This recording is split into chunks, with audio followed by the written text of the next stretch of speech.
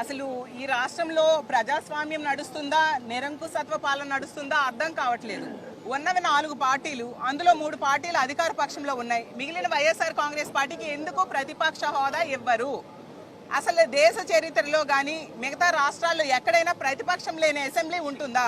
అది ఆంధ్రప్రదేశ్లో మాత్రమే కనిపిస్తూ ఉంది. అసలు ఢిల్లీలో ఒకసారి 3 బీజేపీ ఎమ్మెల్యేలు ఉంటే వాళ్ళకి ప్రతిపక్షం హోదా ఇచ్చారా లేదా? మరి ఆంధ్రప్రదేశ్లో ఎందుకు ఇవ్వట్లేదు? వీళ్ళకి భయం. 9 నెలల్లోనే ఈ ఆంధ్రప్రదేశ్ రాష్ట్ర ప్రజల జీవితాలు తలక్రిందులు అయిపోయాయి. ఎంతో నమ్మి ఓట్లేశారు. ఆ ప్రజలే చెప్తూ ఉన్నారు, ఈరోజు నిరుద్యోగులైతే వాళ్ళ చెప్పులతో వాళ్ళు కొట్టుకొని ఇలాంటి ప్రభుత్వానికి ఎందుకు ఓటేసాంరా దేవుడా అని బాధపడే పరిస్థితులు తీసుకొచ్చారు.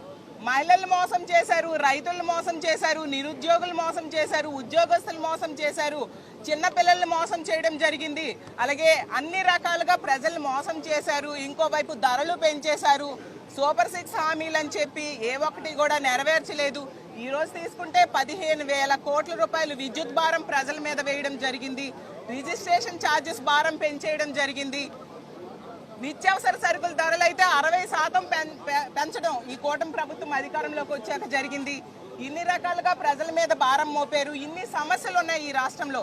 వీటన్నిటి మీద కూడా ప్రతిపక్షంగా మా పార్టీ ప్రశ్నిస్తాదని భయపడి వీళ్ళు ప్రతిపక్ష హోదా వైఎస్ఆర్ కాంగ్రెస్ పార్టీకి అసెంబ్లీలో ఇవ్వట్లేదు.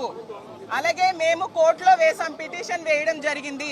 న్యాయంగా 40% ఓట్ షేర్ ఉన్న మా పార్టీకి ప్రతిపక్ష హోదా ఇవ్వాలి అని చెప్పి దానికి కనీసం కౌంటర్ కూడా దాఖలు చేయట్లేదు స్పీకర్ గారు. అంటే ఎంత అన్యాయంగా వ్యవహరిస్తున్నారో అర్థం చేసుకోవచ్చు. కాబట్టి ఖచ్చితంగా ప్రతిపక్ష హోదా మా పార్టీకి రావాలి. ఈ రోజు ఈ కూటమి ప్రభుత్వం కేంద్రంతో ఎలియన్స్ లో ఉందా లేదా? ఎలియన్స్ లో ఉండేటప్పుడు ప్రత్యేక హోదా కోసం ఎందుకు అడగట్లేదు?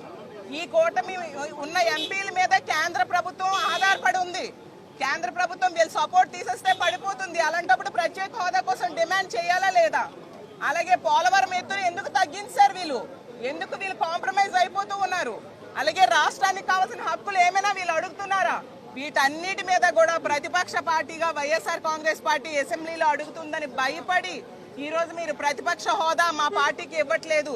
కానీ మీరు చూస్తూ ఉన్నారు, అప్పులు ఎంతగా మీరు పెంచేశారు. ఈ రోజు 9 నెలల్లో 1,00,000 కోట్ల పైగా అప్పులు చేశారు. గతంలో పవన్ కళ్యాణ్ గారు అన్నారు, అతను ప్రతిపక్షంలో ఉండేప్పుడు కేవలం 50,000 కోట్ల అప్పులకే అప్పురత్న అవార్డు ఇస్తారట.